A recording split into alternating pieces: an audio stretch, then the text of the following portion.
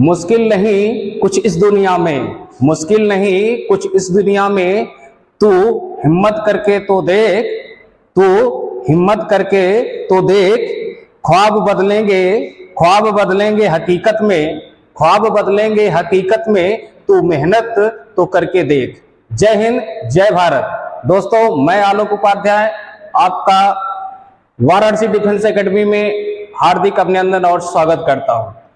तो मैथ का जो भी क्वेश्चन इस समय चल रहे हैं, एग्जाम चल रहे हैं, उसमें सारे क्वेश्चन आप देख रहे हैं कि आपको कोई दिक्कत नहीं हो रही है। और इस महत्वपूर्ण प्रश्नों की श्रृंखला में आगे बढ़ाते हुए हम आज आप लोगों को कुछ महत्वपूर्ण प्रश्न करवाने चल रहे हैं। ठीक है, तो शुरू करते हैं आज नए सेशन की तरफ। नया सेशन में आज पहला क्वेश्चन लेते हैं। आप लोग अपने पढ़ाई को जारी रखें और रिवीजन करके ही प्रश्नों में एग्जाम में जाएं, जिससे कि दिक्कत का सामना ना करना पड़े। और प्रश्न बहुत ही छोटे छोटे प्रश्न आ रहे हैं इस समय, तो ध्यान में रखें और आगे क्वेश्चन करें। तो ये देखिए, 90 किलोमीटर प्रति घंटा को मीटर प्रति सेकंड में बदलें। पहला क्वेश्चन है 90 किलोमीटर प्रति घंटा को मीटर प्रति सेकंड में बदलें। यानी यहाँ पे आप पहला क्वेश्चन देखें तो हमें क्या है, ये चाल समय दूरी से प्रश्न है। 90 किलोमीटर, क्या है ये, 90 किलोमीटर पर आवर, इसको कन्वर्ट किस में करना है, मीटर पर सेकंड में। तो याद रखिए, किलोमीटर पर आवर ये बड़ा है और मीटर पर सेकंड छोटा है। तो यहां आपको जब किलोमीटर पर आवर को मीटर पर सेकंड में बदलना है तो आप हमेशा तुरंत किससे गुणा, 5/18 से गुणा कर देंगे। तो 5/18 से गुणा करेंगे तो आपको रिजल्ट मिल जाएगा। यानी यहाँ पे प्रश्न में 90 गुणे 5/18 से मल्टीप्लाई करेंगे। 18 5 55, 5 5 25, यानी 5 गुणे 5 बराबर 25, यानी 25 मीटर पर सेकंड। तो ये दोनों इक्वल हैं, यानी यहाँ पे ऑप्शन जाता है बी की तरफ, 25 मीटर पर सेकंड। यानी अगर किलोमीटर पर आवर को मीटर पर सेकंड में बदलना है तो भाई 5/18 से गुणा करिए तो मीटर पर सेकंड मिल जाएगा। यानी देखो, ये बड़ा आदमी है, बड़ा आदमी को क्या बनाना है, छोटा, तो छोटे से गुणा। और यदि मीटर पर सेकंड को बदलना हो किलोमीटर पर आवर में तो ये छोटा आदमी है, इसको बड़ा बनाना है तो बड़े से गुणा 18/5। यानी ये आपको मीटर पर सेकंड को किलोमीटर में बदलना है पर आवर में तो 18/5 से गुणा, और किलोमीटर पर आवर को मीटर पर सेकंड में बदलना है तो 5/18 से गुणा करते हैं। ठीक है, तो नेक्स्ट क्वेश्चन लेते हैं। एक गाड़ी ए से बी तक 20 किलोमीटर प्रति घंटा की रफ्तार से जाती है तथा पुनः 30 किलोमीटर प्रति घंटा की रफ्तार से वापस आती है। पूरी यात्रा में औसत गति क्या है?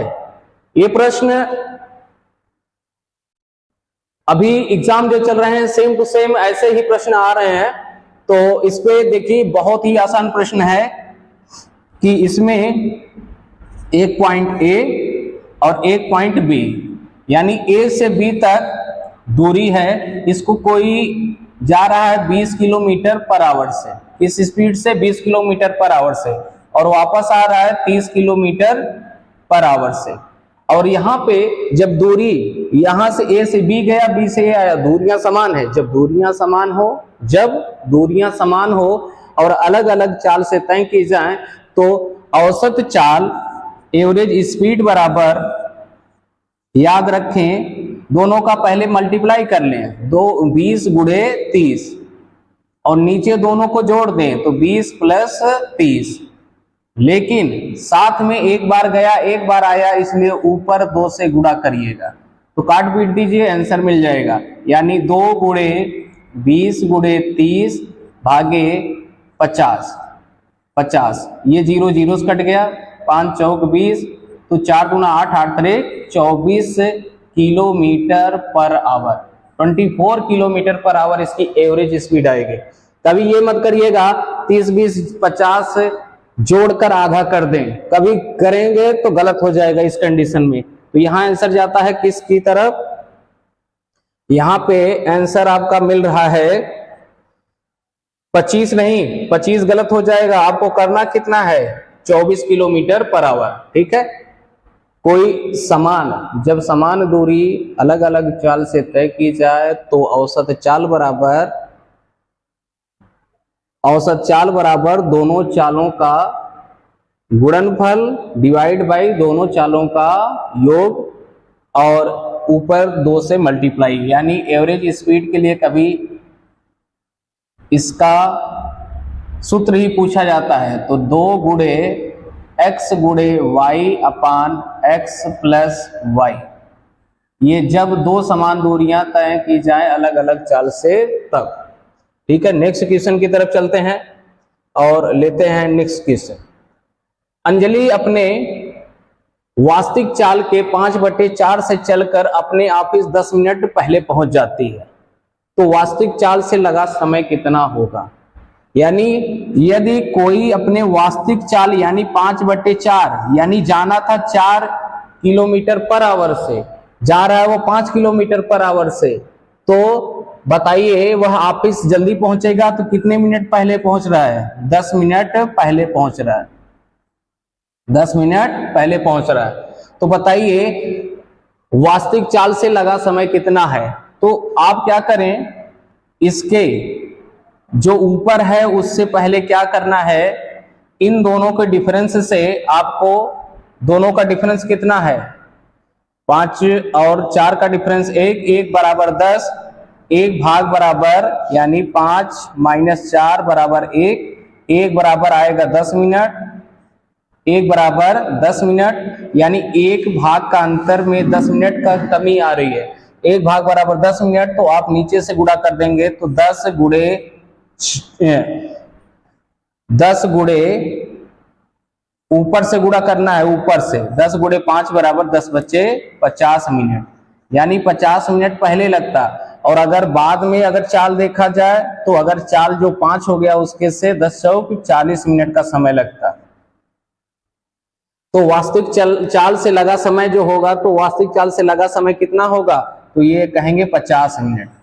कितना, वास्तविक अगर चाल से जाता तो वही दूरी तय करने उसे 50 मिनट का समय लगता।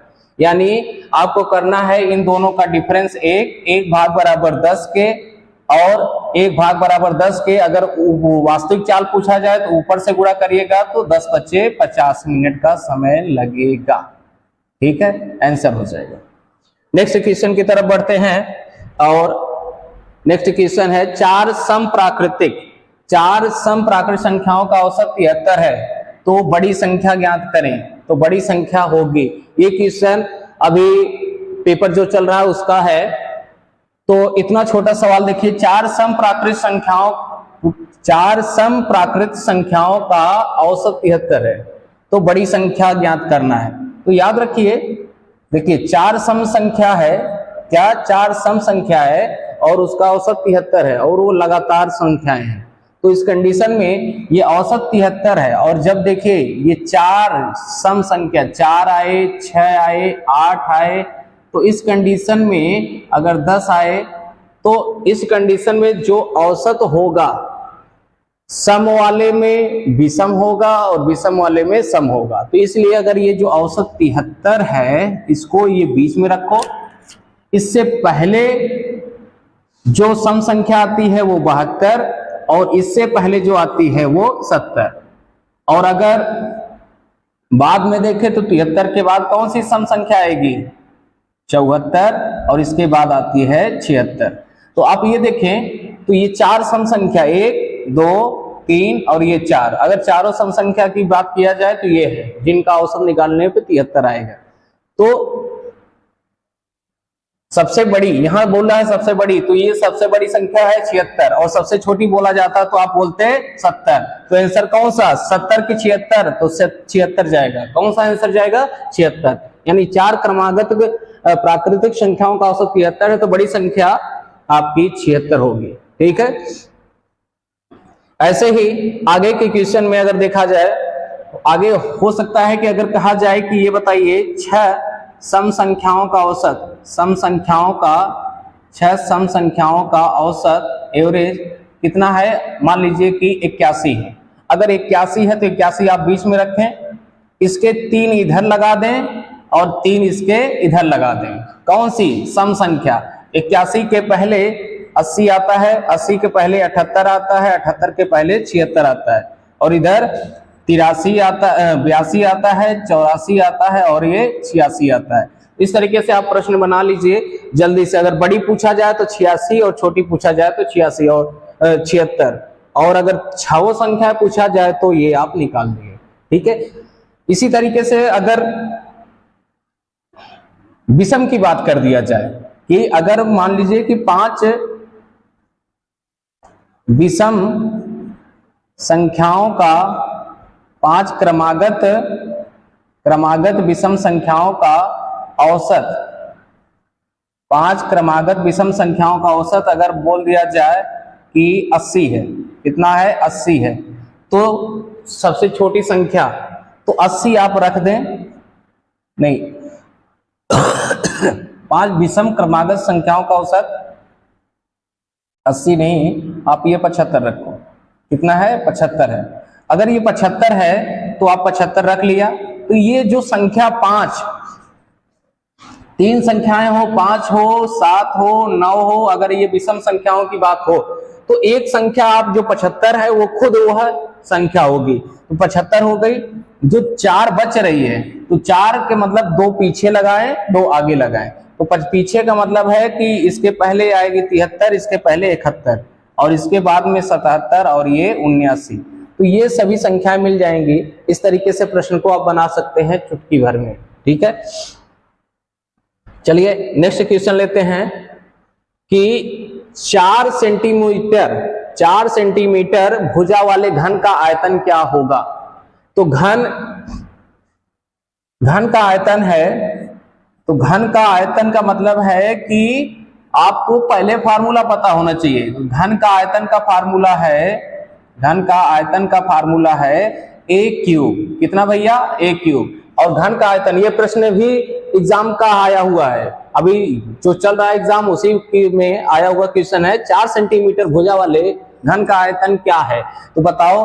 अगर जिसको सूत्र नहीं पता होगा कि भाई a क्यूब होता है, a क्यूब यानी भुजा का क्यूब, तो यानी 4 गुणे 4 गुणे 4, तो आप कहेंगे 4 चौक 16, 16 चौका 64 घन सेमी या सेंटीमीटर क्यूब। तो ऑप्शन कहां जाएगा? ए की तरफ, 64 सेंटीमीटर क्यूब। ये क्वेश्चन एग्जाम के हैं, तो ये छोटे छोटे प्रश्न आ रहे हैं, बस केवल फार्मूला याद रहे तो आप काम कर सकते हैं। यानी घन का आयतन कितना? a cube. घन का आयतन कितना? a cube. घन का, अभी देखिए घन का आयतन पूछ लिया, हो सकता है अगले क्वेश्चन में आयतन दिया हो, भुजा पूछ ले, तो आपको क्या करना है? बस क्यूब रूट निकाल लीजिएगा। यहां घन का आयतन भुजा क्यूब, घन का वक्र पृष्ठ का क्षेत्रफल या संपूर्ण पृष्ठ का क्षेत्रफल 6a स्क्वायर, वक्र पृष्ठ नहीं संपूर्ण पृष्ठ, संपूर्ण पृष्ठ का क्षेत्रफल 6a स्क्वायर। और विकर्ण निकालना है। अगर विकर्ण निकालने के लिए बोला जाए तो 1 करड़ी में 3। तो ये तीनों फार्मूले आप कम से कम इस घन से याद करके जाएं, नहीं तो दिक्कत हो सकती है। घन का आयतन भुजा क्यूब, घन का संपूर्ण पृष्ठ का क्षेत्रफल 6a स्क्वायर, विकर्ण की लंबाई 1 करड़ी में 3। ठीक है। नेक्स्ट क्वेश्चन लेते हैं।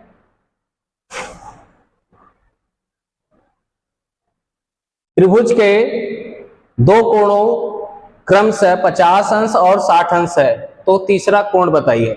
यानी अच्छा ये बताओ महापुरुष लोग कि ये अगर एक कोण 50 अंश का दे दिया जाए, एक कोण 60 अंश का दे दिया जाए, तो ये बताओ त्रिभुज के तीनों अंतःकोणों का योग कितना होता है? त्रिभुज के तीनों अंतःकोणों का योग 180 अंश होता है।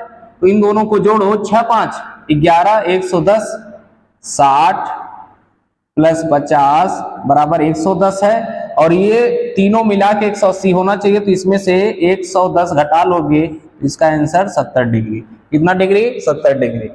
तो ये आपका आंसर हो जाएगा। त्रिभुज के तीनों अंतःकोणों का योग 180 अंश होता है। चलिए नेक्स्ट क्वेश्चन की तरफ। बहुत छोटे छोटे प्रश्न आ रहे हैं एग्जाम में इस समय।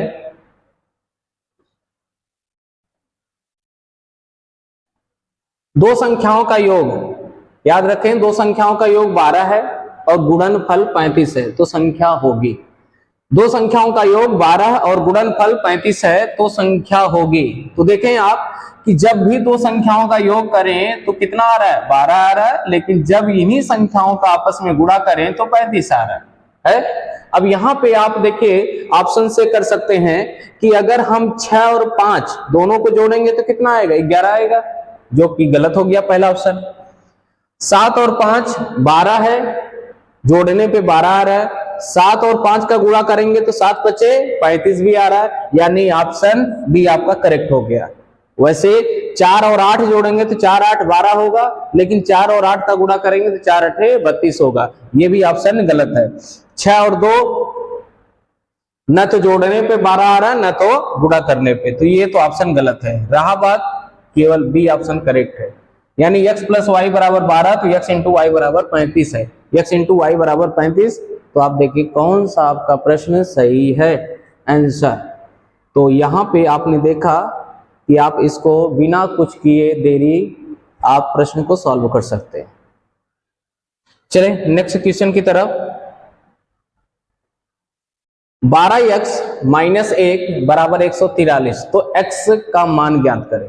तो 12x माइनस 1 बराबर 143। अच्छा ये बताइए 12x ये संख्या ना भाई, ये संख्या है तो संख्या को एक साथ कहो कि तुम बेटा कर क्या रहे हो, तुम यहाँ तुम संख्या हो, संख्या संख्या के साथ हो जाओ। तो ये हो जाएगा 12x बराबर कितना 144 144। तो x बराबर कितना 144 डिवाइड बाई 12, तो ये आंसर होगा 12। x का मान कितना भाई 12, ये आंसर हो गया। माइनस है, उधर जाने पे क्या होगा प्लस होगा, और 143 में 1 जोड़ देंगे तो 144, और 12x का मान 144 तो 1x का मान 12, तो ऑप्शन जाता है कौन सा, ए ऑप्शन। चलें नेक्स्ट क्वेश्चन लेते हैं और प्रॉब्लम को देखते हैं। राजू जब अपने विद्यालय 5 किलोमीटर प्रति घंटे से जाता है तब वह 15 मिनट देरी से पहुंचता है। यदि वह 10 किलोमीटर पर घंटे की गति से विद्यालय जाता है तो 15 मिनट पहले पहुंचता है। तो घर से विद्यालय की दूरी, ये चाल समय दूरी का बहुत ही बढ़िया प्रश्न है, उम्मीद करें। तो दिखने में ये बड़ा लग रहा है, लेकिन अगर इसको देखा जाए तो बहुत ही छोटा प्रश्न है। यानी अपने विद्यालय 5 किलोमीटर प्रति घंटे से, ये उसका घर है, ये अपने घर से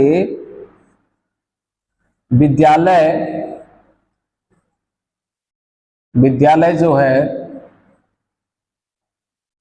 किस चाल से जा रहा है, 5 किलोमीटर पर आवर से जाता है। तो यहां पहुंचता है कितनी देरी से, 15 मिनट की देरी से, 15 मिनट देरी से पहुंचता है। और अगर यही फेरी अपनी चाल 10 किलोमीटर पर आवर कर ले तो यह 15 मिनट पहले पहुंच जाता है। क्या करता है, 15 मिनट पहले पहुंचता है। अब यहां एक 15 मिनट देरी और 15 मिनट पहले, तो दोनों का टाइमिंग देखा जाए तो आधे घंटे का डिफरेंस आ रहा है। जैसे कोई क्लास अगर 9 बजे है, कोई लड़का 9:15 पे पहुंचा, और दूसरा लड़का है कि 9 बजे आना है लेकिन वह 15 मिनट पहले पहुंचा, यानी 8:45 पे पहुंचा। तो दोनों में देखा जाए तो कितने मिनट का अंतर है, आधे घंटे का। इसमें करना क्या है, दूरी पूछा है, घर से दूरी, तो आप क्या करें, इनके चालों का गुणनफल करें, 5 गुणे 10, 5 गुणे 10 कर लिया। नीचे क्या करना है, दोनों को डिफरेंस लेना है, यानी पहले 5 से जा रहा था अब 10 से जा रहा है, तो पहले से कितना तेजी से जा रहा है, 5 से, तो कैसे 10 माइनस 5, यानी चालों का अंतर, और गुणे 15 मिनट देरी और 15 मिनट पहले। जब एक जगह देरी हो और एक जगह पहले हो, याद रखिए, जब एक जगह देरी और एक जगह पहले हो तो उस कंडीशन में हमेशा टाइम को ऐड कर देना है, जोड़ देना है। तो 15 15 30, ये मिनट है, 30 ये क्या है, मिनट है। इसको हम घंटे में कन्वर्ट करने के लिए 60 से भाग कर देंगे। क्या करेंगे, 60 से भाग कर देंगे। तो ये 60 से भाग कर देंगे तो हमारा प्रश्न हो जाएगा। बस इसी को सॉल्यूशन चाहिए, हमारा हो जाएगा। 30 इकन्नम 30, 30 दूना 60, 2 से काटेंगे तो 2 दूना 2 पचे 10, ये आ जाएगा 5 गुणे 5 भागे, अभी यहाँ 5 है तो ये कट जाएगा एक 5, तो आएगा 5 किलोमीटर। यानी उसके घर से विद्यालय के बीच की दूरी कितनी है, 5 किलोमीटर। कितनी है, 5 किलोमीटर। ये उम्मीद करते हैं समझ में आया होगा, नहीं तो एक बार दोबारा से फिर कर देते हैं। देखिए बस, ये घर, ये विद्यालय, यहाँ 5 किलोमीटर पर आवर से जाता है और दोबारा ये जाता है 10 किलोमीटर पर आवर से। जब 5 किलोमीटर से जाता है तो 15 मिनट का इसे देरी होती है और अगले दिन 15 मिनट ये पहले पहुंचता है। याद रखिए, जब देरी और पहले हो तो ऐड करना है, और जब देरी हो तो भी घटाना है, पहले है तो भी घटाना है। इनका आपस में गुणा करेंगे, 5 गुणे 10, डिफरेंस दोनों का लेंगे 5 और गुणे इन दोनों को, एक जगह देरी एक जगह वो, तो दोनों को जोड़ देंगे तो 30 बटे मिनट हो जाएगा। 60 से भाग देंगे घंटा में बनाने के लिए। 30 इकन्नम 30, 30 दूना 60, 5 दूना 10 कट जाएगा तो ये 5 kilometre per hour, 5 kilometre per hour ये आंसर हो जाएगा।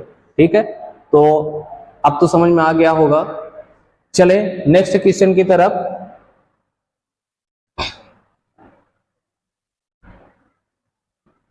राम, श्याम व मोहन किसी कार्य को क्रमशः 10, 12 व 15 घंटे में कर सकते हैं, तो तीनों मिलकर इस कार्य को कितने घंटे में करेंगे, कितने दिनों में समाप्त करेंगे।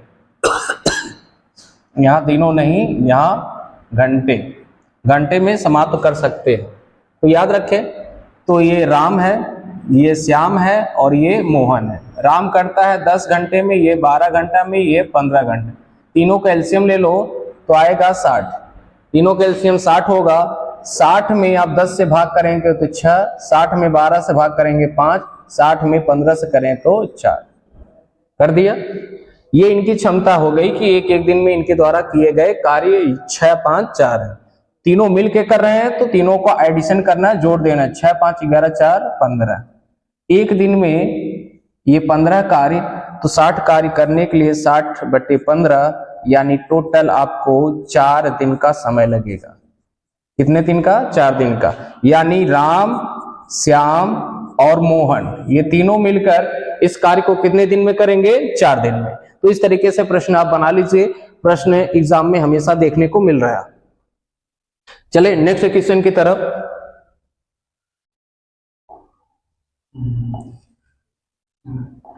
सौरभ एक लड़का सौरभ है। सौरभ एक कार्य को 24 दिन में पूरा कर सकता है। अनुज उस कार्य को करने में 20% अधिक कुशल है, तो अनुज को कार्य पूरा करने में कितना समय लगेगा? यहां 20% अधिक कुशल है, इसका मतलब होता है कि जो सौरभ है, ये जो सौरभ है और एक दूसरा लड़का जो अनुज है, इसमें सौरभ एक कार्य 24 दिन में पूरा कर सकता है, ये दिया है।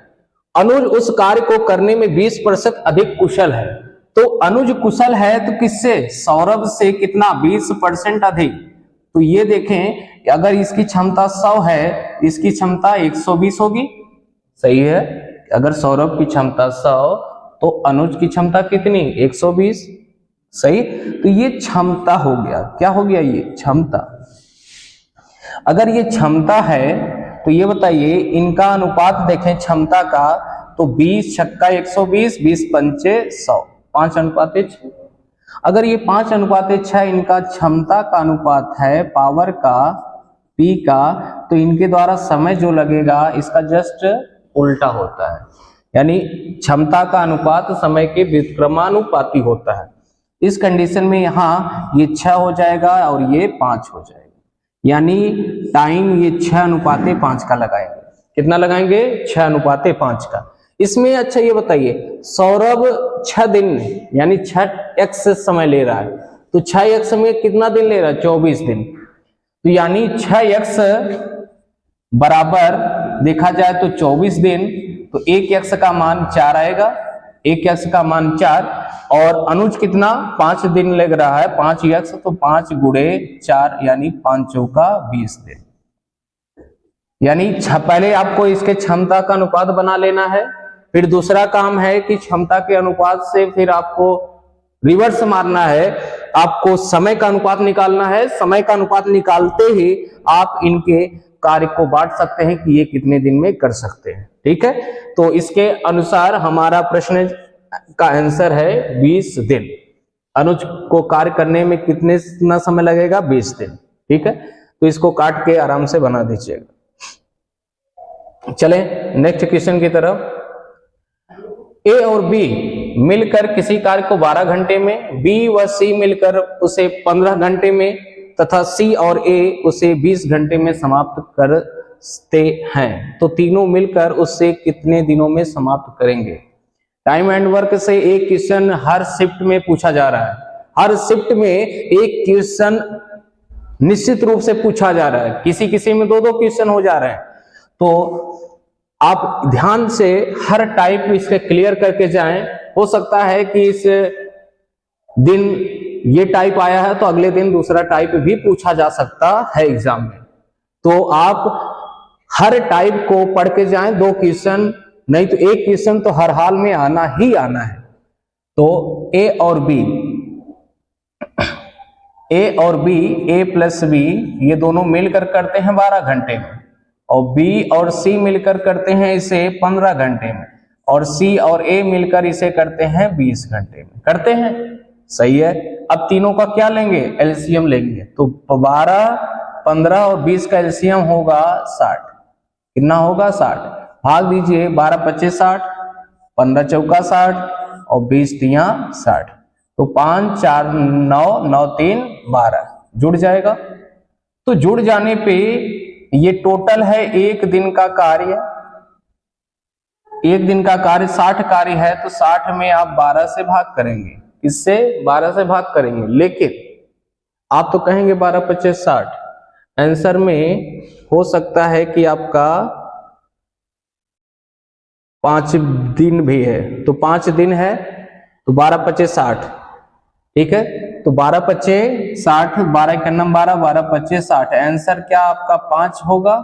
5 घंटे नहीं, 5 घंटे नहीं होगा। क्यों नहीं होगा? जब 2-2 का केस हो, जब 2-2 का केस हो तो हमेशा याद रखें, ऊपर हमेशा 2 से गुणा करना है, हमेशा 2 से गुणा करना है।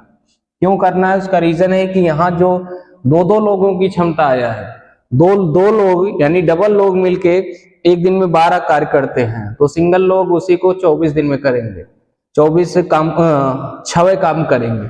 इस तरीके से 5 दूना 10, यानी 10 दिन में कार्य क्या हो जाएगा? यानी 10 दिन नहीं, 10 घंटा 10 घंटे में कार्य क्या होगा? समाप्त हो जाएगा। तो 2 से गुणा मत कर, 2 से गुणा करना मत भूलिएगा जब 2-2 वाले प्रश्न हो। तो सेम प्रश्न है, बस इसमें क्या करना है, जब तीनों मिलके कर रहे हैं तो तीनों को जोड़ दीजिएगा। एक दिन का कार्य 12 है, तो 60 में 12 से भाग किया, लेकिन 2-2 वाले केस में ऊपर 2 से गुणा करिएगा जरूर। 5 दूना 10 घंटे, सही है। तो नेक्स्ट क्वेश्चन लेते हैं। ए बी व सी मिलकर किसी कार्य को 8 दिन में कर सकते हैं। ए बी और ये सी तीनों मिलकर कितने दिन में? 8 दिन में कर सकते हैं। तथा बी व सी, बी और ये सी मिलकर उसी कार्य को 12 दिन में कर सकते हैं। क्या कर सकते हैं? 12 दिन में कर सकते हैं।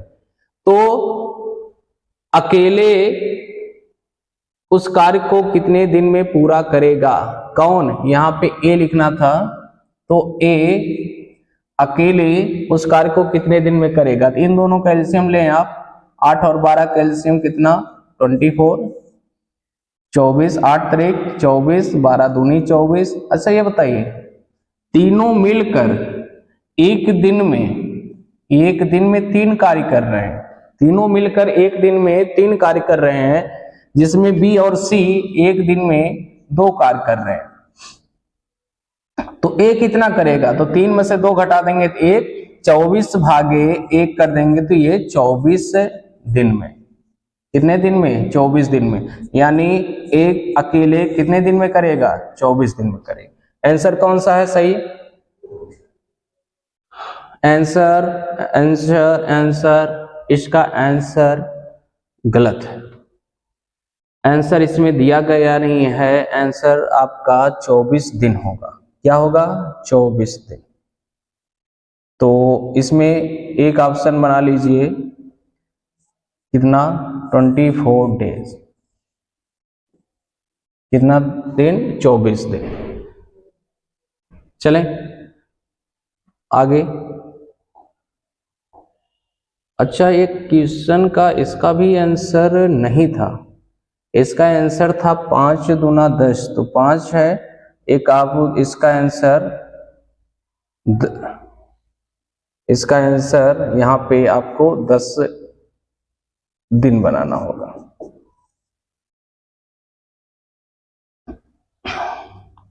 थोड़ी बहुत त्रुटियां हो जाती हैं प्रिंटिंग में। चले नेक्स्ट क्वेश्चन की तरफ। ए तथा बी अलग अलग एक कार्य क्रमशः 6 तथा 12 दिनों में कर सकते हैं, तदनुसार वे दोनों मिलकर वह कार्य कितने दिनों में कर पाएंगे। ठीक है, ये तो बहुत ही सिंपल सवाल है, इसमें तो कुछ दिक्कत नहीं है। ए 6 दिन में, बी 12 दिन में, तो दोनों का एलसीएम 12। ए 6 दूनी 12, 12 का नम 12, दोनों मिलकर तो दोनों को जोड़ लें, 2 1 3, 12/3 बराबर 4 दिन। कितने दिन में 4 दिन में आंसर हो जाएगा। वैसे इसको आप डायरेक्ट ऐसे भी कर सकते हैं, 6 गुणे 12 डिवाइड बाई दोनों को जोड़ दें, 12 6 18, 6 का नम 6, 6 त्रिक 18, 3 चौका 12, यानी x इंटू वाई अपान x प्लस वाई। इसका भी प्रयोग करके आप प्रश्न को सॉल्व कर सकते हैं। तो यहाँ पे आंसर जाएगा डी की तरफ, यानी इसका आंसर है डी। बहुत ही आसान प्रश्न है। चलें नेक्स्ट क्वेश्चन। ए तथा बी मिलकर एक कार्य को 12 दिन में पूरा कर सकते हैं। ए की कुशलता बी से दुगनी है, ए की कुशलता बी से क्या है दुगनी है, तो बी अकेला उस कार्य को कितने दिन में पूरा करेगा। तो यहां पे दिया है कि ए और ये दो बी दोनों मिलकर कितने दिन में करते हैं 12 दिन में करते हैं। कितने दिन में भैया 12 दिन में। और ए की कुशलता बी से क्या है दुगनी है, तो पहले देख लो इनका क्षमता का अनुपात बनाना होगा। क्षमता का अनुपात बना लीजिए कि इनका ए की कुशलता बी से दुगनी है, किससे बी से दुगनी है। अगर ये 1 है तो ये कितना 2 होगा, तो ये अगर 1 है तो इसकी क्षमता 2 होगी, तो ये अनुपात है 2:1। समय का अनुपात जस्ट इसका उल्टा होगा, 1:2 हो जाएगा। अब यही आपका काम देगा ये अगर समय ये x ले रहा है दिन, तो ये कितना समय लेगा 2x दिन लेगा।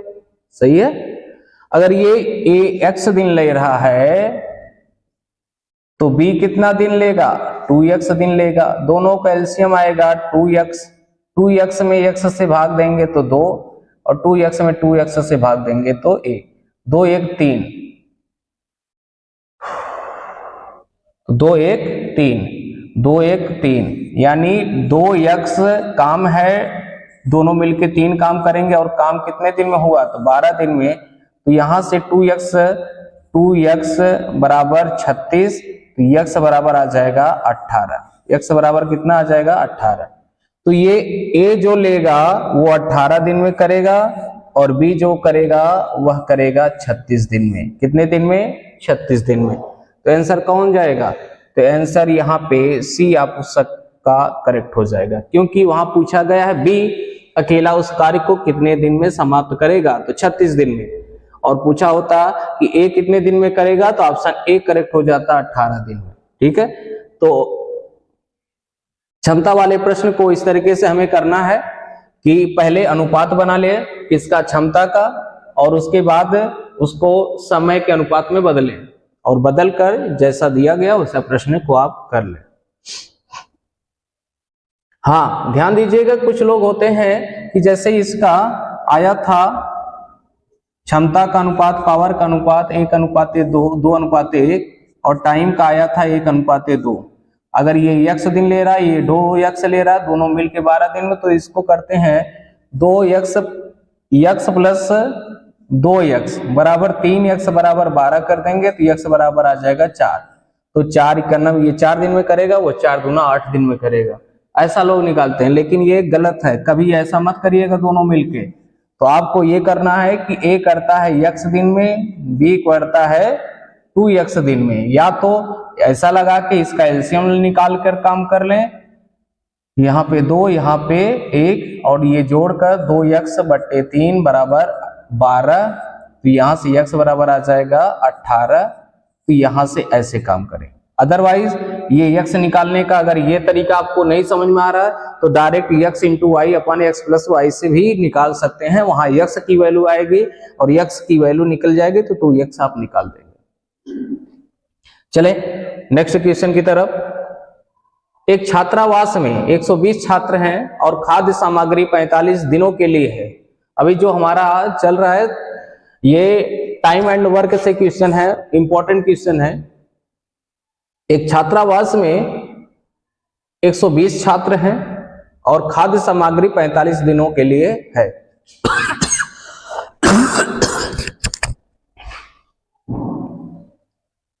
120 छात्र हैं और खाद्य सामग्री 45 दिनों के लिए है। यदि उस छात्रावास में 30 छात्र नए और आ जाए तो वही खाद्य सामग्री कितने दिनों में समाप्त हो जाएगी। अब शुरू हुआ 120 छात्र हैं और खाद्य सामग्री 45 दिनों के लिए रखी गई है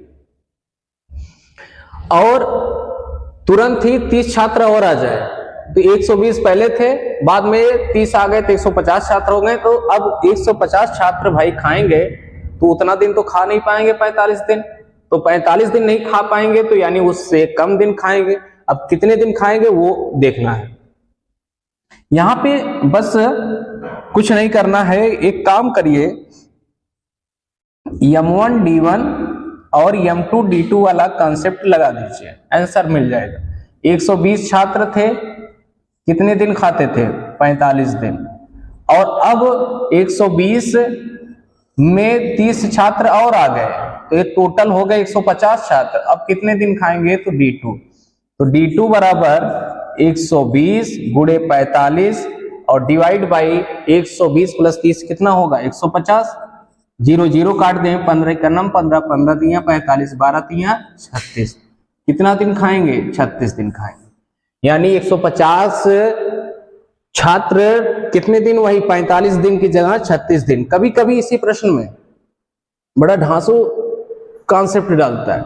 अच्छा ये बताइए पहले से कितना दिन कम चला, तो 45 दिन पहले चलना था, अब 36 दिन चला, तो पहले से कितना दिन कम चल रहा है, तो 45 माइनस 36 कर देंगे तो 9 दिन कम हो जाएगा। तो कभी क्वेश्चन पूछे अगर तो इस तरीके से आप बता दीजिए। यहां पे आंसर जाएगा डी की तरफ 36 दिन।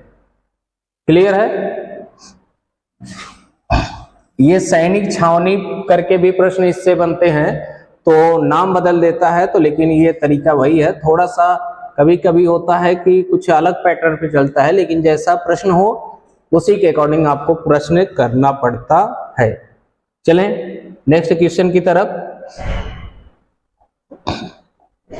एक दुर्ग में 200 सैनिकों के लिए 31 दिन के लिए पर्याप्त आहार था।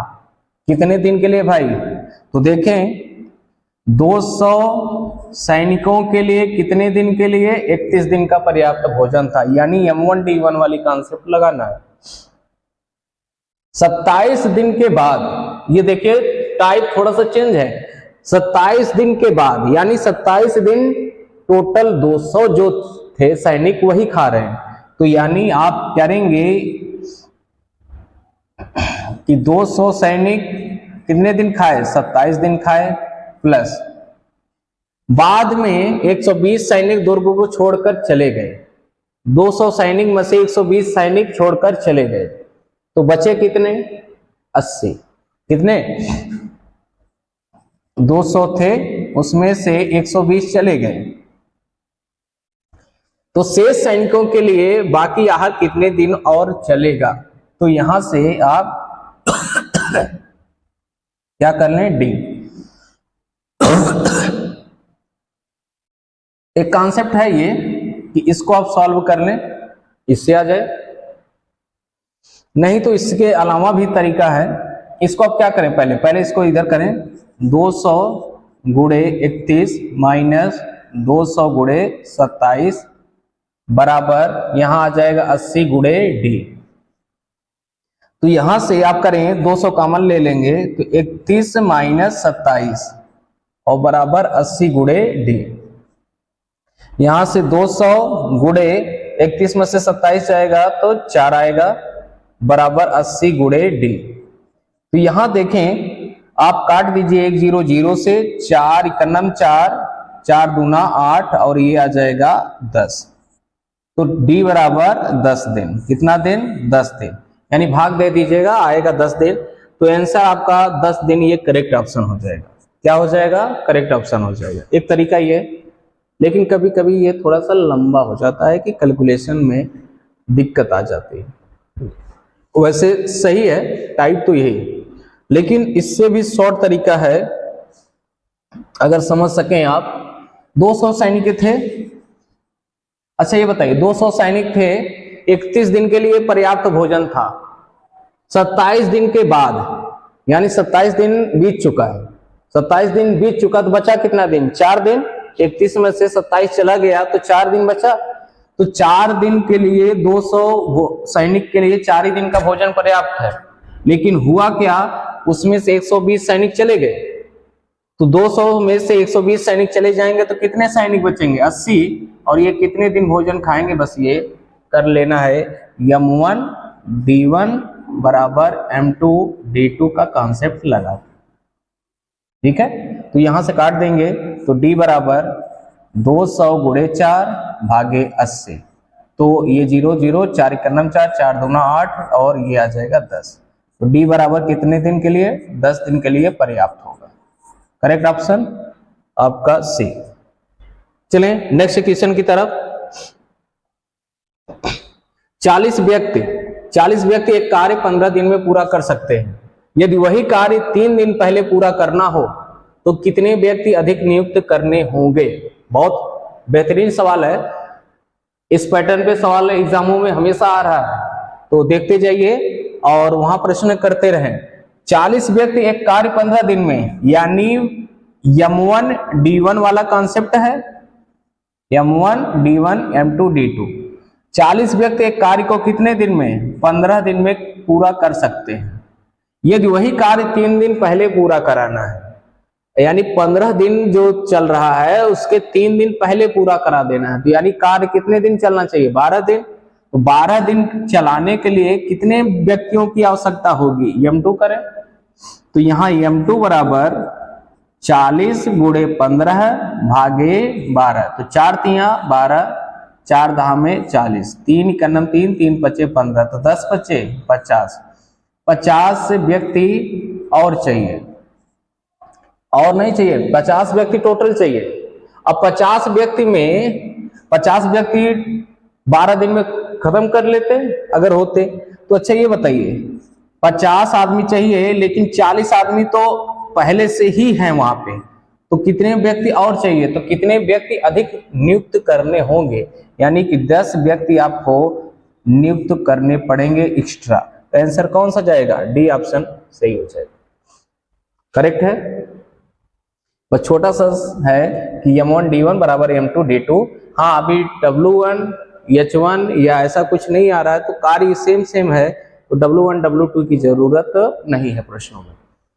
चले, उम्मीद करते हैं कि समझ में आया होगा कि 40 व्यक्ति 15 दिन में, तो 40 गुणे 15, यदि वही कार्य 3 दिन पहले कराना है तो 12 दिन में कराना पड़ेगा, यानी 15 में से 3 दिन क्या कर दीजिए, कम कर दीजिए, तो 12 दिन में कराने के लिए कितने आदमियों की आवश्यकता होगी, m2, यहाँ से m2 बराबर 50 व्यक्ति, यानी अगर 12 दिन में काम कराना है तो 50 व्यक्ति लगाने पड़ेंगे।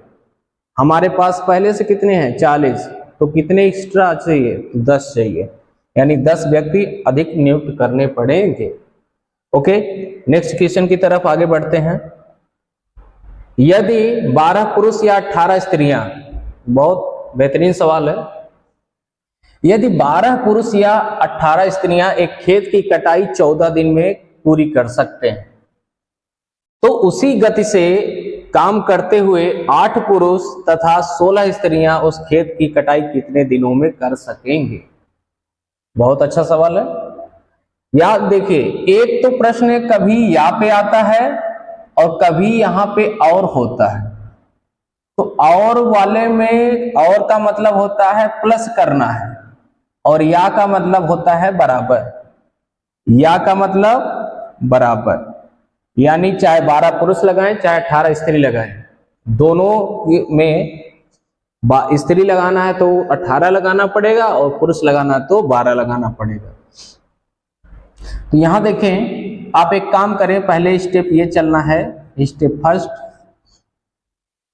12 पुरुष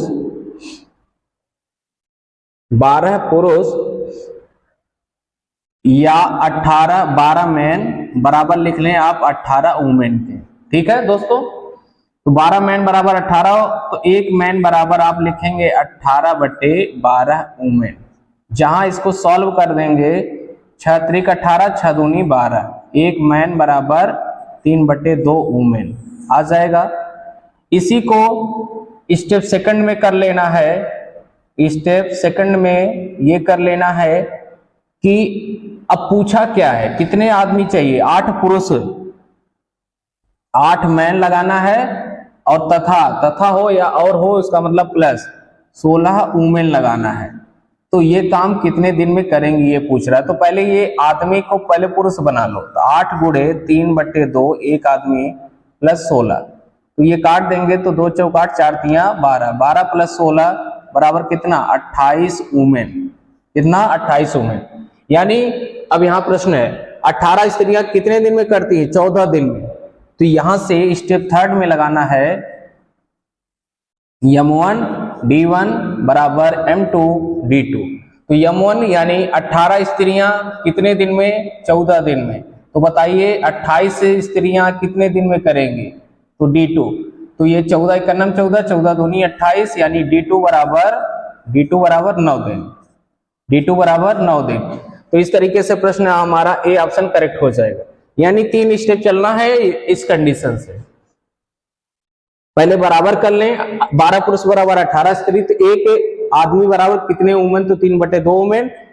प्रश्न पे जाएं कि प्रश्न में पूछा क्या गया है, 8 पुरुष तथा 16 स्त्रियां, 8 मैन प्लस 16 वुमेन कितने दिन में करेंगे, तो इस मैन को वुमेन बना लो, 8 गुणे 3/2 प्लस 16, तो ये 12 आ जाएगा, तो 12 प्लस 16 28 वुमेन, यानी 28 वुमेन इसी कार्य को, इसकी जगह टोटल आपका भाई, इसकी जगह मतलब टोटल 28 स्त्री अगर लगा दो, 28 वुमेन लगा दो तो सेम है, चाहे 8 पुरुष तथा 16 स्त्री लगाओ या 28 वुमेन ही लगा दो, तो 28 वुमेन कितने दिन में करेगी। तो फिर यहाँ 18 स्त्रियां 14 दिन में, तो 28 स्त्रियां कितने दिन में, तो m1 d1 का फार्मूला लगा के कर सकते हैं।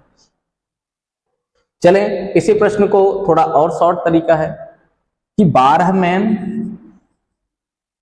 या 18 वुमेन इसी काम को 14 दिन में करते हैं, और ये कह रहा है कि ये बताइए 8 पुरुष प्लस 16 स्त्रियां इस कार्य को कितने दिन में करेंगी। तो यहां क्या करें, इन तीनों का गुणा कर लें, ऊपर क्या करें, ऊपर तीनों का गुणा एक साथ करें, तो 12 गुणे 18 गुणे 14 कर लिया, डिवाइड बाई 12 मैन इसका आपस में गुणा करें, तो 16 बरहिया में होता है, 16 बरहिया में 192, प्लस इसका एक साथ गुणा करें, 18 8 144, दोनों को जोड़कर भाग दे दें तो 4 2 6, 9 4 13, 1 1 2 1 3, 336, 12 से भाग दें, 12 91 12, 12 दूनी 24, 24 8, 24 9, 33 33 और 96, 12 8 96, तो 14 91 14, 14 दूनी 28, 2 से काट देंगे तो ये 9, ये 9 3 लग जाएगा। यानी जब या हो तो तीनों का ऊपर एक साथ गुणा कर लें, रख दीजिए, डिवाइड बाई इसका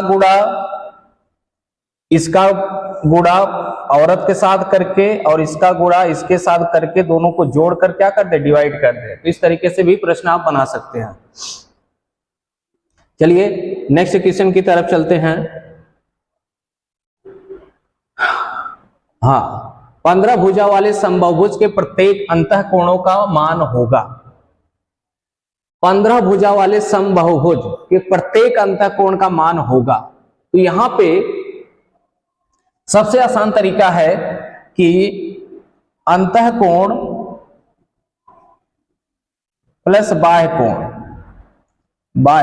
इन दोनों का योग कितना होता है, 180 अंश। कितना होगा, 180 अंश होगा। ठीक है, कितना होगा, 180 अंश। हमेशा अंतःकोण प्लस बाह्य कोण का मान 180। सीधे सीधे 15 भुजा वाला है तो सभी बहिष कोणों का योग कितना होता है, सभी बहिष कोणों का योग 360 होता है। तो प्रत्येक का अगर निकालना है तो देखो 360 भागे 15 कर लो, ये आ जाएगा 15 दूनी 30, 15 चौका 60, 24 डिग्री। कितना, 24 डिग्री। यानी प्रत्येक बहिष कोण का मान आ गया आपका 24 डिग्री, जिसमें भुजा 15 होगी उसका प्रत्येक बहिष कोण 24 डिग्री। अंतःकोण चाहिए तो बाह्य कोण से घटा दो, अंतःकोण बराबर, अगर बाह्य कोण का मान यहाँ 24 डिग्री रख दें तो घटाएंगे 180 माइनस 24, तो ये आ जाएगा 156 डिग्री। कितना, 156 डिग्री। तो 156 डिग्री आंसर हो जाएगा। यानी अंतःकोण प्लस बाह्य कोण का मान हमेशा 180 अंश होगा। सभी बहिष कोण का योग 360 होता है। प्रत्येक बहिष कोण का मान निकालना हो तो भुजाओं से भाग दे देंगे 360 में, तो भुजाओं से भाग दे देंगे 360 में 15 से भाग देंगे 24। ये प्रत्येक बहिष कोण का मान अगर 24 डिग्री है तो इसमें आप प्रत्येक बहिष कोण का मान रख दें और अंतःकोण का मान प्राप्त हो जाएगा। ठीक है, तो 156 डिग्री ये करेक्ट ऑप्शन है। हाँ, इस पे प्रश्न आ रहा है, अभी आया था कि अंतःकोण और बाह्य कोण, ये इसका अनुपात दिया था 2:1। एग्जाम में आया वो प्रश्न है कि अंतःकोण और बाह्य कोण का अनुपात 2:1 है, तो बताइए कि अंतःकोण का मान क्या होगा, अंतःकोण का मान क्या होगा। तो इसमें देखिए अंतःकोण और बाह्य कोण दोनों को जोड़ने पे कितना आना चाहिए, 180 आना चाहिए। तो दोनों को जोड़ लो, 2x प्लस 1x बराबर कितने के, 180 अंश के। 3x बराबर कितना, 180 अंश। तो x बराबर कितना, 60 अंश। कितना, 60 अंश। ये चुटकी भर का सवाल है, हो जाना चाहिए था और एग्जाम में आया हुआ प्रश्न है आर्मी जीडी के। 3x बराबर 180, तो x बराबर 60 अंश। चले नेक्स्ट क्वेश्चन ले।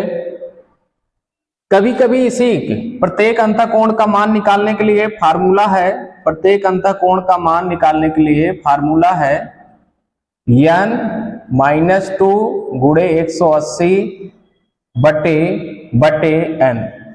इसमें भी आप रखकर इसकी वैल्यू फाइंड आउट कर सकते हैं। यानी n की जगह कितना, 15 - 2 गुणे 180 अंश भागे 15, तो ये 15 से 2 हो जाएगा तो 13 गुणे 180 अंश भागे 15 बरैया में 180, तो 13 बरैया में 156 डिग्री।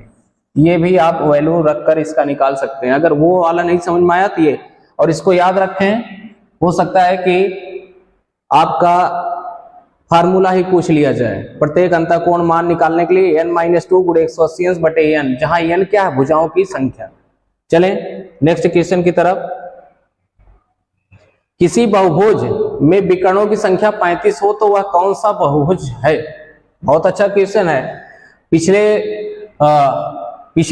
क्वेश्चन में आया था कि 44 विकर्णों वाले में भुजाओं की संख्या कितनी है, तो 44 भुजा वाले, तो आपकी 35 है। तो इसमें अगर देख लीजिए कि किसी बहुभुज में विकर्णों की संख्या, तो सबसे पहले तो आपको विकर्णों की संख्या निकालने का फार्मूला पता होना चाहिए। विकर्णों की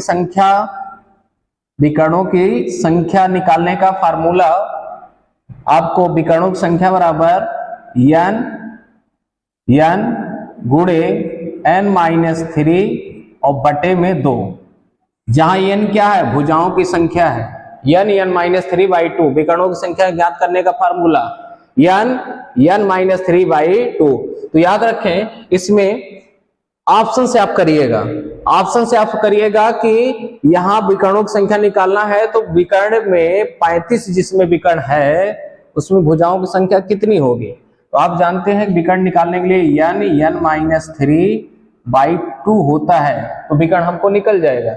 आप ऑप्शन ले 6, तो यहां अगर n की जगह 6 रखेंगे, 6 में से 3 जाएगा तो 3/2, तो 2 ये काट देंगे तो 9 विकर्ण मिलेगा। ऑप्शन ए गलत हो गया, ऑप्शन ए गलत हो गया। दूसरा ऑप्शन ले 8 रखें, तो 8 गुणे 8 में से 3 जाएगा तो कितना? 5/2, तो काट देंगे तो 5 चौका 20 विकर्ण मिलेगा, यानी ये भी ऑप्शन गलत। सी लीजिए 10 में से 3 जाएगा तो 7/2, तो काट देंगे तो 7 बचे 35 विकर्ण। कितने विकर्ण? 35 विकर्ण। और हमको कितने विकर्ण दिखाना है? 35 विकर्ण। तो 35 विकर्ण वाले में 10 भुजा होगी, 35 विकर्ण वाले में 10 भुजा। 15 के लिए अगर पूछा होता तो 15 में से 3 जाएगा तो 12/2, तो 2 छक 12, 15 छक्का 90 विकर्ण। कितने विकर्ण? 90। और ये जो जिसमें आया था 44 विकर्ण, उसमें भुजाओं की संख्या 11 होती है। कितनी होती है? 11 होती है, याद रखना। और विकर्णों की संख्या निकालने के लिए बहुत ही इंपॉर्टेंट है कि आपको याद रखना पड़ेगा, किसी शिफ्ट में आ सकता है क्वेश्चन। चलें, ऐसे भी प्रश्न एग्जाम में देखे जा रहे हैं। 45 अंश का कोटि पूरक कोण बराबर है, कोटि पूरक कहे या पूरक कहे या ऋज पूरक कहे, क्या कहे? ऋज पूरक कहे, ये सारे आपके एक ही हैं। और इसको इंग्लिश में कॉम्प्लीमेंट्री एंगल, जिसको ना समझ में आए कॉम्प्लीमेंट्री एंगल देख लेना, कॉम्प्लीमेंट्री एंगल। यानी ये होता क्या है? ये होता ये है भैया कि दो कोणों का योग यानी इन दोनों कोणों का योग मिला के, यानी दो कोणों का योग मिला के जब क्या हो, दो कोणों को मिलाने पे एक और ये दोनों कोणों को मिलाने पे जब 90 अंश हो तो वहां कोटि पूरक होता है। 45 अंश का कोटि पूरक पूछा जाए तो 90 में से 45 घटा दीजिए, तो ये 45 मिला, तो 45 अंश का कोटि पूरक कोण क्या होगा? 45 अंश होगा। अगर हमसे कहा था 30 अंश का कोटि पूरक क्या होगा, तो 30 अंश का, तो 90 में से 30 घटा दीजिए तो कितना आएगा? 60। अगर हमसे बोलता 25 अंश का कोटि पूरक कितना होगा, तो 25 में क्या करेंगे?